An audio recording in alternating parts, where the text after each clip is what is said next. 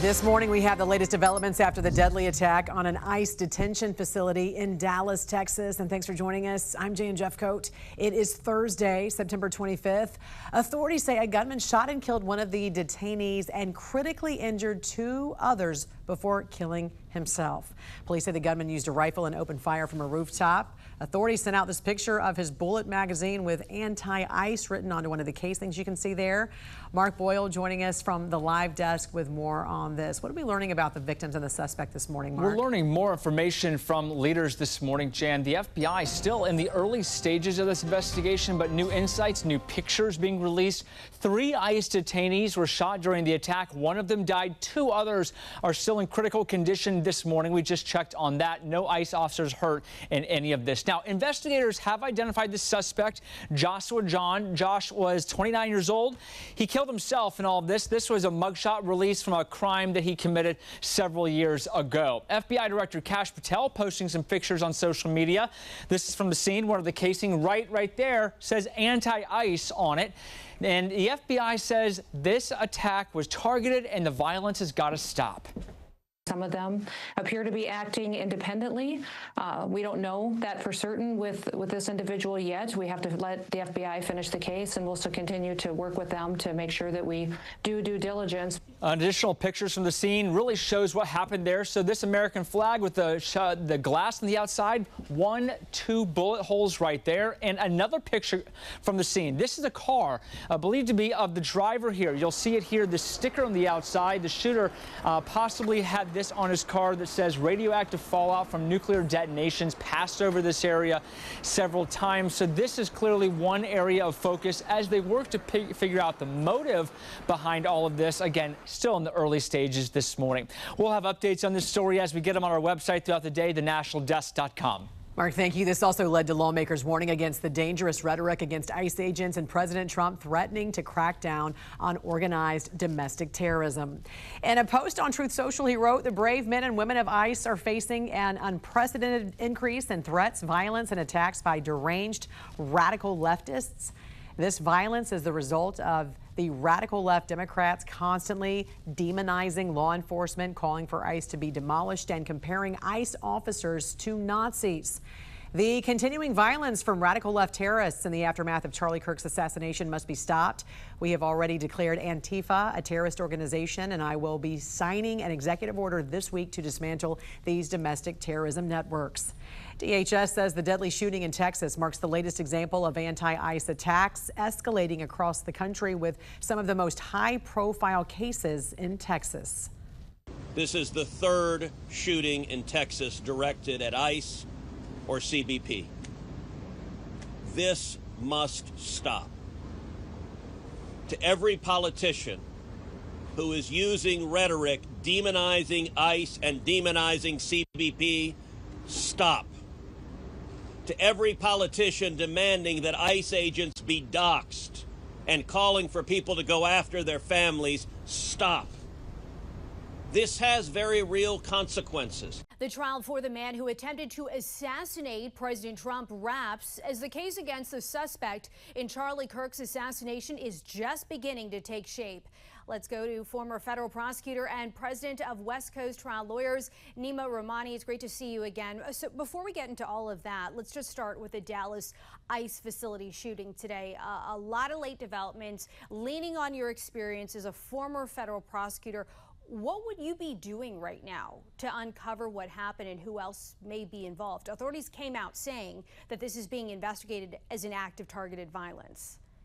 No question, Didi. And another sad day in the United States, another day of more political violence. And we are seeing copycat violence. Apparently, this alleged shooter, who's now killed because of a self-inflicted gunshot wound, did inscribe anti-ICE messages on the shell casings. Obviously, we saw that with Luigi Mangione, Tyler Robinson in the Charlie Kirk case. So this is another act of political violence. Now, we don't know if he acted alone. If he did, as far as the legal case is concerned, that's really the end of it. You can't prosecute a dead person. But certainly if anyone helped him, there's co-conspirators, there's accessories, there's other principles, they can and should be prosecuted with terrorism, because it's pretty clear that this was a specific hit on ICE and DHS facilities.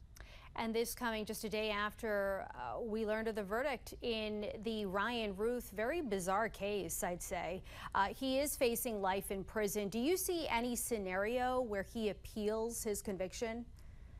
I don't think so, Dee Dee. I mean, here's someone, like you said, very bizarre, who chose to represent himself. And really, it was a foregone conclusion. I mean, some of the arguments that he was making in trial really had no legal merit. So this is an attempted murder, an attempted assassination of a presidential candidate. And he was arguing that because he didn't pull the trigger, that was an attempt. Well, the law is pretty clear. He was plotting and planning this for weeks. He had burner phones. He got the ammunition. He was stalking now President Trump. So that's more than enough when it comes to a substantial step for murder. And then, of course, I thought the guilt was a foregone conclusion. The jurors agreed. They returned a verdict in 2 hours. But Ruth apparently was pretty surprised. He tried to commit suicide with a pen, a courtroom pen. He stabbed it into his neck. So certainly, someone that has a lot of issues there. A lot of shocking moments in the courtroom, and that carried out outside of the courtroom. Before I let you go, Tyler Robinson is facing charges in Charlie Kirk's assassination. He is reportedly in a special housing unit. What does that suggest about his state? And do you think the defense is trying to maybe set up some sort of appeal to avoid the death penalty? Didi, we call it the SHU, the special housing unit, when someone is a danger to themselves and others. And he reportedly also threatened to commit suicide rather than turn himself in. So I think what the defense is going to do in this particular case is try to argue some sort of mitigation to save his life. There's plenty of evidence that he was the killer. Again, his DNA on the rifle and the towel. Obviously, we've all seen the surveillance videos and the videos of the assassination itself, one of the most disturbing I've ever seen. There's admissions on Discord, confessions to family members. So Tyler Robinson is the guy. The only question is he going to spend the rest of his life in Utah State Prison, or is he going to get the death penalty? So I think the defense is going to lean into that mitigation to try to save his life, Didi. That's really all they got. A lot of questions about that, and he's reportedly back in court on Monday. Nima Rahmani, thank you so much for joining us tonight on the National News Desk. Of course, Didi, talk soon. Chaotic scenes out of Eugene, Oregon here last night. Federal law enforcement officers pepper sprayed and arrested several anti-ICE protesters who surrounded that federal building you see here. It houses immigration offices. Officials now say many of the protesters traveled there from Portland, Oregon. As you see in that video provided here, they were wearing black masks and helmets. They banged on the glass doors repeatedly of the building and threw objects at federal agents. Now, our station on the ground there, KVAL, spoke to some of the protesters who claim they are demonstrating against so-called silent deportations. They say that's when undocumented immigrants are arrested during routine immigration check-ins. It makes the tactics a little bit stronger, and it makes the thing that we're doing is really in the line with Dr. King of we're being out here, we're being peaceful, we're antagonizing them, and then they come out and they use a bunch of force on us. Now, some of those protesters claim that they will soon set up an encampment in that city, similar to what one we're seeing outside of ICE offices in Portland. Eugene's police department now saying they will continue to monitor that federal building. This is the National News Desk, America's News Now. Good evening, and thank you for being here. Good evening. I'm Dee Dee Gatton. We begin with the two people that are in critical condition after a deadly shooting at an ICE facility in Dallas, Texas. The FBI now investigating it as an act of targeted violence. We begin with team coverage. Kayla Gaskins digs deeper into the growing trend of political violence plaguing America. Jeff Harris breaks down the heightened violence towards ICE agents. But first, we go to Ryan Smith at the Live Desk with what we are learning, Ryan, tonight about that investigation in Texas. And Dee Dee, of course, we start off live tonight with this live look right here behind me over the city of Dallas, Texas. That is where investigators say that sniper this morning perched from a nearby rooftop fired directly at an ICE field office in what DHS officials are now calling an attack on ICE law enforcement. Now, no officers or agents were hurt this morning, but one detainee was killed. Two others were critically injured. Now, that includes a Mexican national, according to Mexico's Ministry of Foreign Affairs. The FBI now investigating this as an act of targeted violence. Take a close look right here at this picture on your screen. One of the rounds recovered today is engraved with the phrase anti-ICE. Texas Governor Greg Abbott here saying enforcement efforts in Texas will continue without interruption. He states, quote, "We will not let this cowardly attack impede our efforts to secure the border, enforce immigration law, and ensure law and order." Now, according to reports tonight, the shooter has been identified as 29-year-old Joshua John, and he died, authorities say, from a self-inflicted gunshot. And tonight we are hearing of reports that other states are now ramping up police patrols outside of other ICE facilities in response as a precaution. And continuing coverage, authorities say that ICE facility is generally used to process detainees before they're transferred to a detention center. The facility contains up to 4 holding cells, which can hold up to 100 people. ICE says the facility typically averages a couple dozen detainees at a time. I'm national correspondent Kayla Gaskins in Washington. A deadly attack at an ICE facility in Dallas, Texas leaves at least 1 dead and 2 others injured. Just before 7 a.m. Wednesday, a gunman opened fire at an ICE detention facility in Dallas. FBI Director Kash Patel releasing initial evidence pointing to a potential political motive by the shooter. Unspent shell casings engraved with the phrase anti-ICE. This is just the most recent example of this type of attack. It comes as the Center for Strategic and International Studies prepares to release an analysis where they found for the first time in more than 30 years, political violence by the far left has surpassed attacks by the far right. We spoke with one of the authors, Dan Byman. The agenda of President Trump has caused tremendous outrage among many people on the extreme left.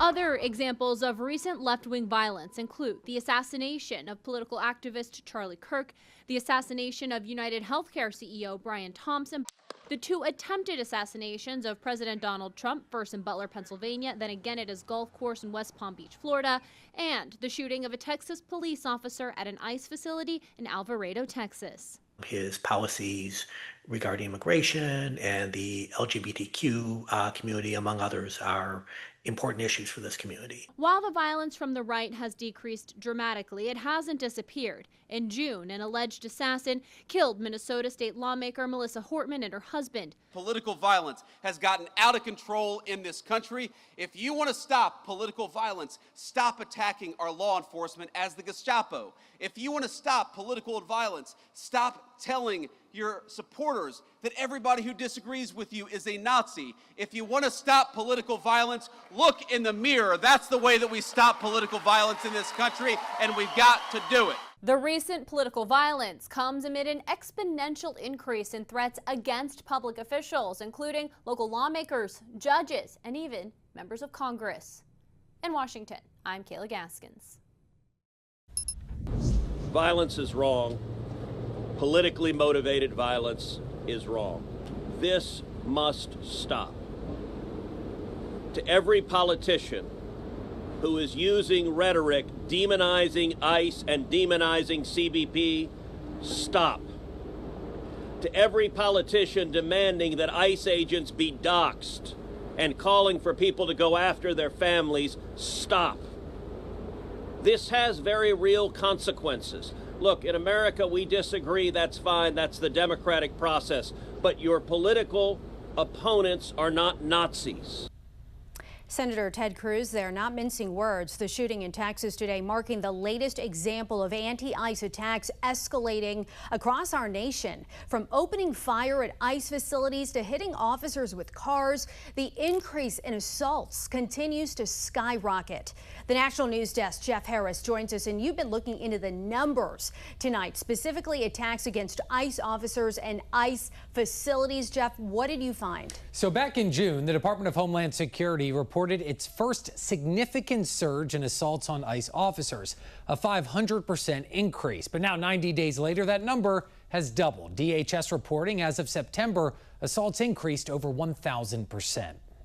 As for ICE facilities, there have been multiple attacks within the last few months alone, including bomb threats, active shooters, and coordinated attacks by rioters. Border Czar Tom Homan repeatedly saying inappropriate rhetoric plays a major factor. The rhetoric against the men and women of ICE is skyrocketing. The most recent attack happening Wednesday at the same ICE field office in Dallas that received a bomb threat in August. A sniper killing a detainee while injuring 2 others. FBI officials saying ammunition with, quote, anti-ICE messages were found at the scene. Another happening on July 4th when a group of rioters attacked an ICE detention center in Alvarado, Texas, shooting and injuring an officer. Unfortunately, we see this kind of violence out on our streets every day. Following the attack in Dallas, California Governor Gavin Newsom under renewed fire for signing and promoting the No Secret Police Act, which would ban law enforcement from protecting their identities to keep them from being targeted and doxxed online. These are not just authoritarian tendencies. These are authoritarian actions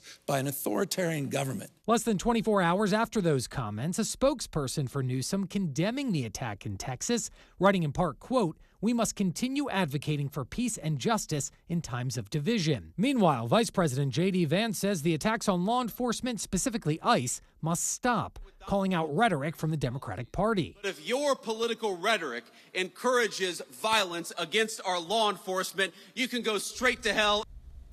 Now, as ICE attacks continue to rise, researchers from the University of Maryland also finding in the first half of 2025, 35% of extremist-related violence targeted U.S. government personnel or facilities. Reporting for the National News Desk, I'm Jeff Harris.